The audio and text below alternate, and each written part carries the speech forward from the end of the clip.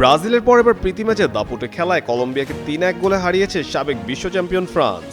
ওয়াশিংটনের north West স্টেডিয়ামে ৬০,০০০-এর বেশি দর্শকের সামনে ম্যাচের নায়ক ছিলেন দেজিরে দুয়ে। জোড়া গোল করেই তিনি জয় নিশ্চিত করেন।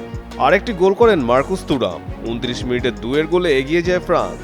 প্রথমার্ধের শেষ দিকে ব্যবধান বাড়ান তুরাম। দ্বিতীয়ার্ধে আবারও গোল করে নিজের জোড়া গোল পূর্ণ করেন দুয়ে। কলম্বিয়ার হয়ে একমাত্র গোলটি করেন জ্যামিন্তন কাম্পাস। এদিকে চোট কাটিয়ে ফিরলেও কিলিয়ান এমবাপ্পে ছিলেন না শুরুর একাদশে। শেষ দিকে নেমেও গোল পাননি।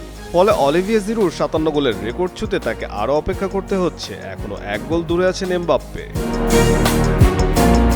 এই জয়ে ফ্রান্স তাদের দুর্দান্ত ছন্দ ধরে রাখলো, আর কলম্বিয়া টানা দ্বিতীয় হার দেখল।